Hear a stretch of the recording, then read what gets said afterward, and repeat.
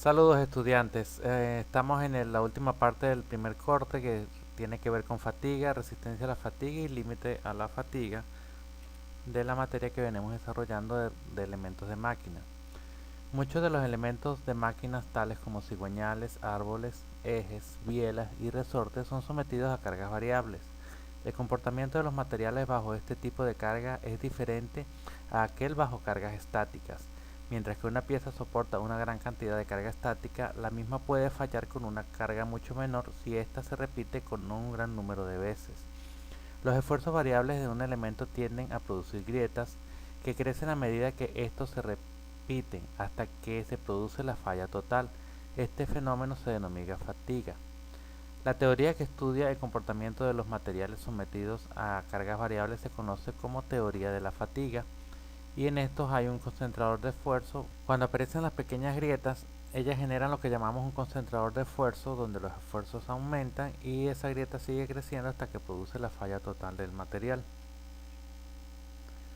Historia de la fatiga. El término fatiga se denomina a la falla de un material sometido a cargas variables después de cierto número de repeticiones o ciclos de carga.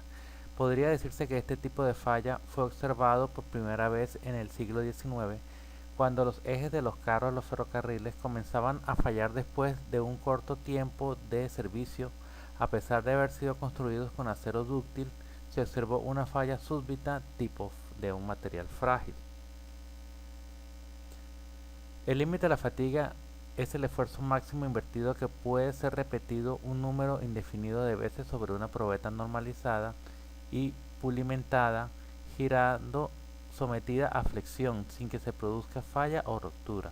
El límite de la fatiga se obtiene realizando un gran número de veces la prueba de la fatiga con valores diferentes de S, intervalo en momento flector aplicado. Para cada probeta se ubica una X en el diagrama con el esfuerzo aplicado y el número de vueltas que giró hasta romperse. Más adelante vamos a explicar cada una de las gráficas.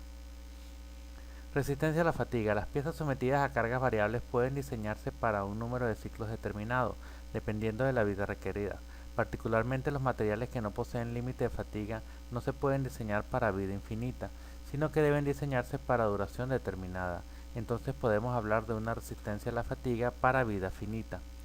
La resistencia a la fatiga para vida infinita, al igual que el límite a la fatiga, es una propiedad que se basa en pruebas de flexión giratoria sobre probetas normalizadas y pulidas. Sin embargo, es necesario aclarar que pueden desarrollarse diagramas de esfuerzo y deformación y obtener resistencias a la fatiga para carga axial, torsión y otros tipos de flexión. Aquí tenemos un material, una superficie de una varilla de un pistón que falló con un diámetro de 200 milímetros y observamos las grietas que se producen en ciertas zonas hasta que rompe en la parte central. Aquí tenemos el modelo de la viga de la probeta, la viga rotatoria. Aquí dice probeta para la máquina de ensayo de viga rotatoria de R.R. Moore. El momento flexionante es uniforme en la porción curva, de manera que la fractura en dos mitades iguales indica falla en la proporción más esforzada, lo cual es un ensayo válido del material, mientras que una fractura en cualquier otra parte, no en el nivel más esforzado, constituye la base para sospechar que el material tiene un defecto. Aquí dan las medidas de la probeta normalizada. Esta probeta está girando un número de ciclos determinado hasta que se produce la falla del material. De ahí se obtiene la siguiente gráfica, que está en papel logarítmico. Es una gráfica rectificada. Tenemos en la primera parte un ciclo bajo para lo que corresponde desde 10 a la 0 hasta 10 a la 3 ciclos. Esto se denomina ciclo bajo. Luego tenemos de ahí en adelante un ciclo alto. Fíjense que hasta 10 a la 7 tenemos una duración finita, es decir, que el material en esta zona puede fallar por fatiga hasta superar la zona de transición entre la duración finita y la infinita. La duración infinita no es más que los esfuerzos que el material puede soportar para un número indeterminado de ciclos sin llegar a fallar, que eso sería de aquí en adelante. De este lado tenemos acá en las ordenadas, tenemos la resistencia a la fatiga, S sub Y, S sub F, que es la resistencia a la fatiga, y abajo tenemos el número de ciclos de esfuerzo, n. Entonces, si el material supera y logra llegar hasta la parte de acá, quiere decir que ese material va a tener una duración infinita en teoría. Y la zona de transición está entre 10 a la 6 ciclos y 10 a la 7. En esa zona, básicamente, no se logra determinar exactamente si el material está dentro de una duración finita o infinita. Y ya correspondería a lo que llamaríamos el ciclo alto o sea, el número de ciclos para esta a partir de 10 a la 3 ya es alto. Es decir, que muchos de los estudios se van a centrar en la zona entre 10 a la 3 y 10 a la 6 ciclos, en esta parte de acá. Aquí tenemos para una resistencia a la fatiga de la viga rotativa, se dice que es 0,54 la resistencia última del material para esfuerzos que son menores o iguales a 200 kPsi, es decir, 1400 megapascales.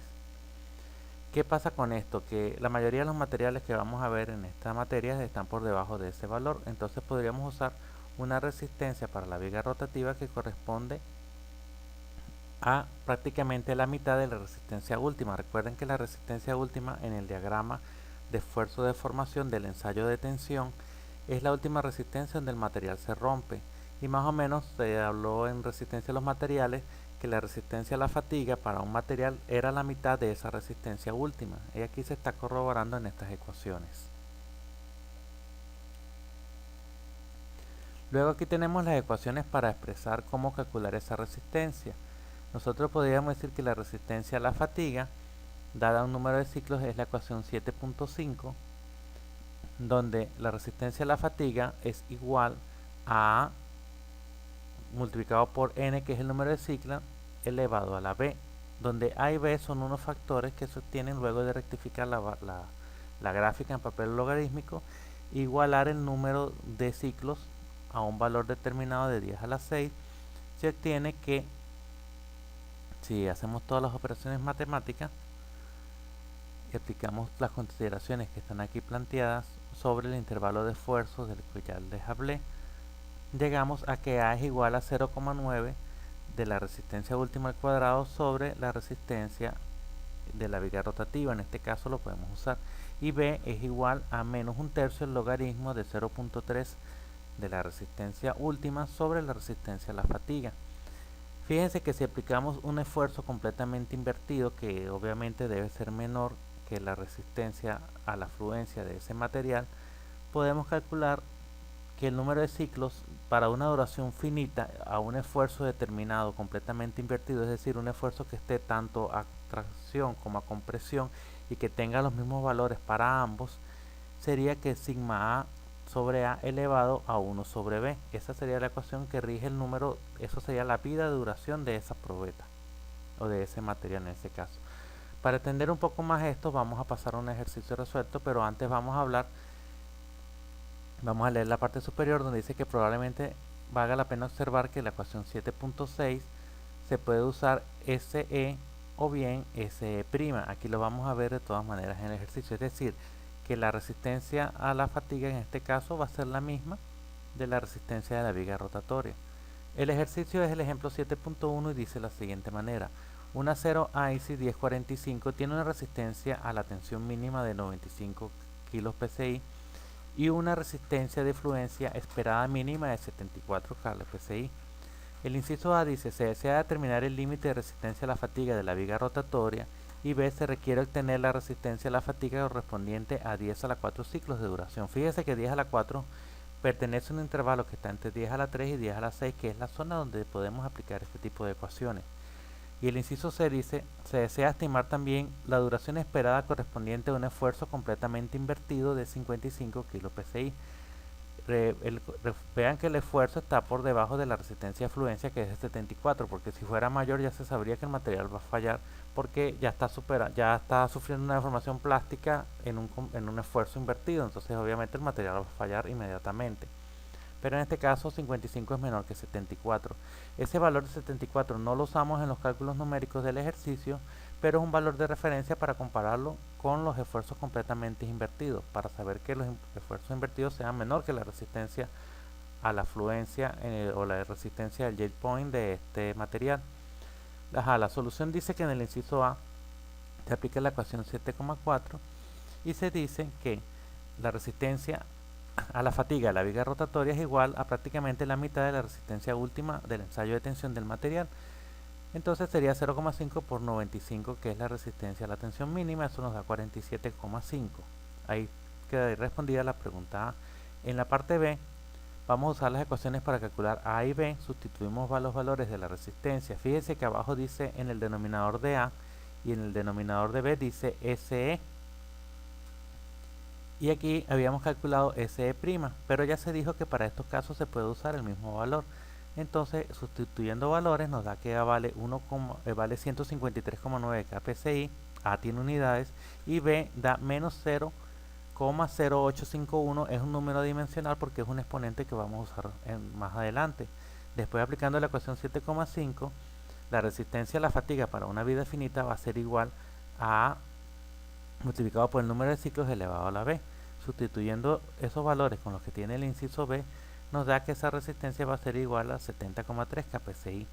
Luego, para la parte C, para esfuerzo completamente invertido, sigma A de 55 kPSI, sustituimos los valores en la ecuación de N, aplicamos teniendo cuidado en la calculadora de usar correctamente lo que son los exponentes negativos y las fracciones y colocando todos los números en orden, da más o menos que son 1,78 por 10 a la 5 ciclos. Esa es la duración que va a tener la probeta, es decir, el número de ciclos que la probeta va a soportar con ese esfuerzo completamente invertido antes de fallar. Entonces, entre más altos sean esos esfuerzos, menor duración nos va a dar la probeta. Y así concluye el ejercicio 7.1 del Chigli, quinta edición. Muchas gracias por su atención, estudiantes, y espero que el video les haya servido para aclarar dudas sobre el tema de fatiga de esta materia.